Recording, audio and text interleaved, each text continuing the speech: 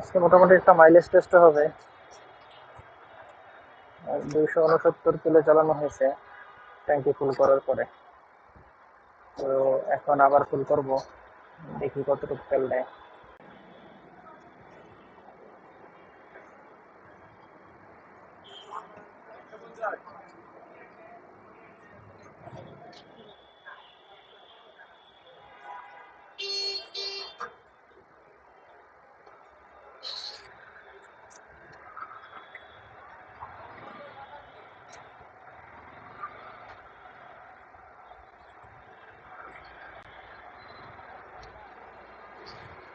800 টাকার তেল ঢুকছে।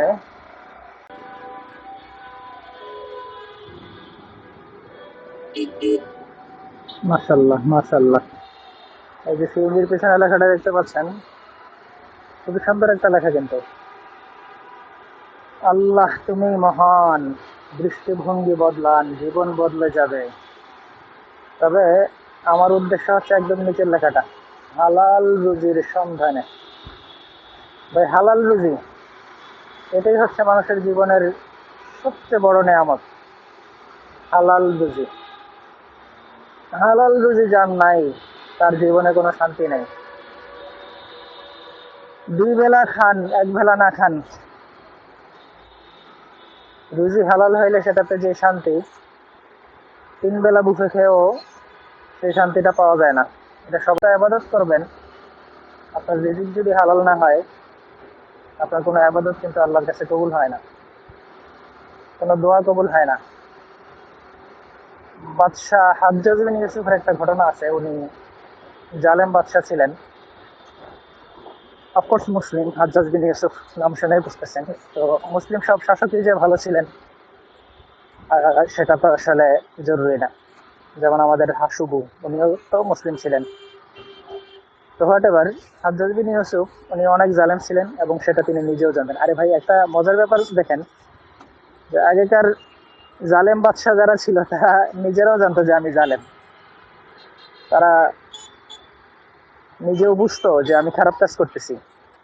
কিন্তু আমাদের দেশের যে সমস্ত মন্ত্রী এমপি বা যে সমস্ত ক্ষমতাশীল মানুষগুলো, তারা কোনোদিনও এই জিনিসটা রিয়েলাইজ করতে পারে না যে আই এম ডুইং ব্যাড, আমি খারাপ কাজ করতেছি, আমি জুলুম করছি, আমি অন্যায় অবিচার করছি। এই জিনিসটা তারা কোনোদিন রিয়েলাইজ করে না। তারা মনে করে দিস ইজ নর্মাল, ক্ষমতার জন্য, চেয়ার বাঁচানোর জন্য এভরিথিং ইজ হালাল। ইভেন হাজ্জাজ বিন ইউসুফ,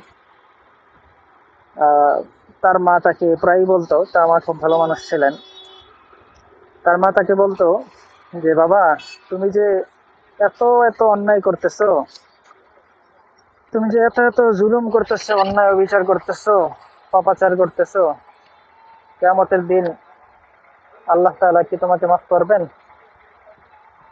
তো উনি যে উত্তরটা দিয়েছিলেন, তিনি তার মাকে বলেছিলেন, মা, আমি যতই অন্যায় করি না কেন, আমি তো তোমার সন্তান, তুমি কি আমাকে কখনো ফেলে দিবা? অথবা আমি যদি তোমার কাছে মাফ চাই কান্নাকাটি করে, যত বড় অপরাধ করি, তুমি কি আমাকে মাফ করে দিবা না? মা বলতেছে, হ্যাঁ, তা তো অবশ্যই। তখন হাজ্জাজ বিন ইউসুফ বলতেছিল যে মা, তোমার ভিতরে আমার প্রতি যে ভালোবাসা, তার চেয়ে হাজার হাজার গুণ বেশি ভালোবাসা তো আল্লাহ তাআলার মধ্যে আছে।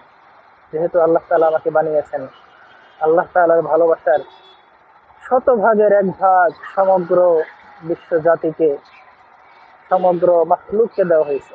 তো তোমার ভিতরে যদি এত মায়া থাকতে পারে, তুমি যদি আমাকে মাফ করে দিতে পারো, তাহলে আল্লাহ কেন আমাকে মাফ করবেন না? তাহলে দেখেন,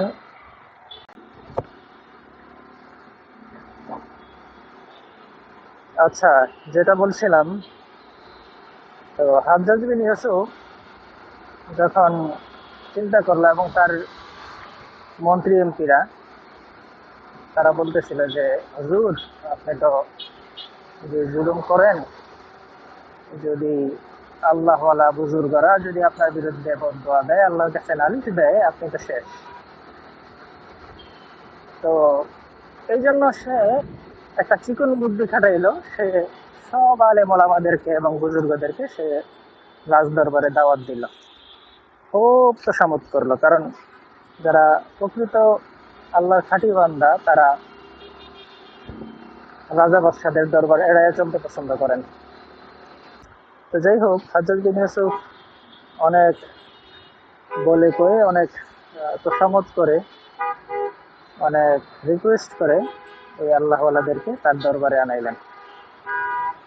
আনানোর পরে খুব ভালোভাবে মেহমানদারি করেন, উড়াধুরা খাবার, একদম বুফে। আগের যুগে তো বুফে ছিল কিনা জানি না, কিন্তু রাজ দরবারের খাবার হয়তো বুফের চেয়ে কম না। তারপরে খাবার দাবারের পরে হযরত বিন ইউসুফ ওই আলেমদেরকে উদ্দেশ্য করে বলতেছে, হুজুর, আমি আপনাদেরকে খাওয়াইছি কেন জানেন? বলতেছে, কেন? কারণ হচ্ছে যে হুজুরদের বদদোয়া আল্লাহ তাআলার দরবারে কবুল হয় তাড়াতাড়ি, দোয়া বদদোয়া সবই কবুল হয় তাড়াতাড়ি, কারণ আপনারা আল্লাহর খাস বান্দা। আবার এই হাদিসও আমি জানি যে যার পেটে হারাম রুজি প্রবেশ করে তার দোয়া কবুল হয় না। তো আমি এই জন্য আপনাদেরকে দাওয়াত দিছি, দাওয়াত দিয়ে আমি আপনাদের সবাইকে হারাম খাবার খাওয়াই দিছি। আলহামদুলিল্লাহিল্লাযী আনজালা আলা আবদিহিল কিতাব أنزل على عبده الكتاب ولم يجعل له عوجا قيما لينذر بأسا شديدا من لدنه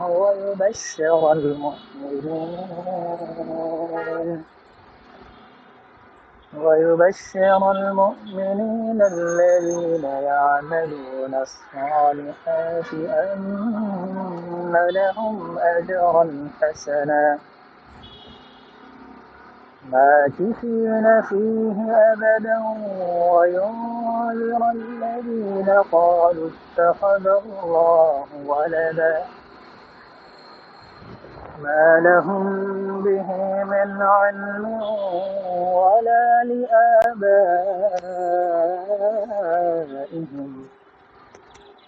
كبرت كلمة تخرج من أفواههم إن يقولون إلا كذبا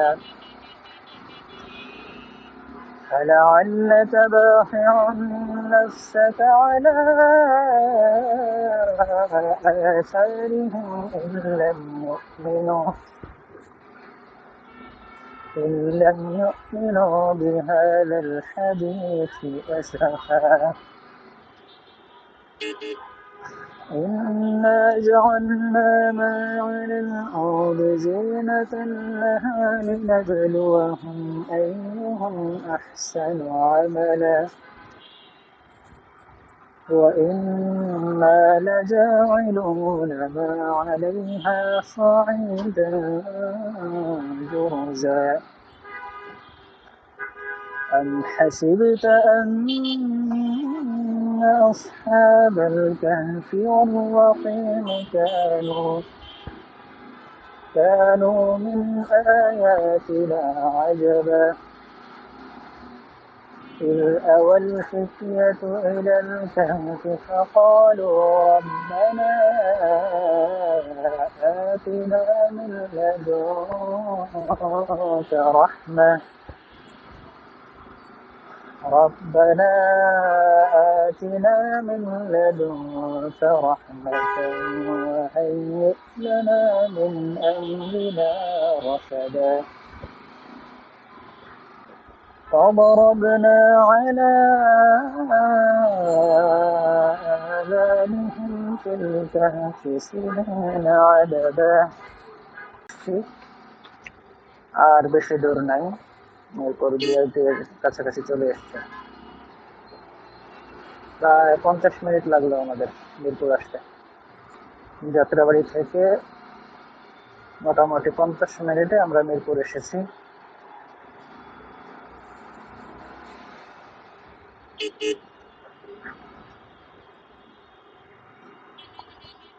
لا إله إلا الله لا إله إلا الله لا إله إلا الله لا إله إلا الله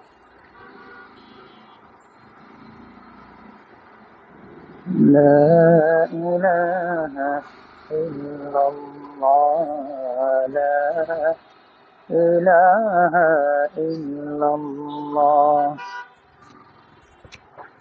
لا إله إلا الله لا إله إلا الله لا إله إلا الله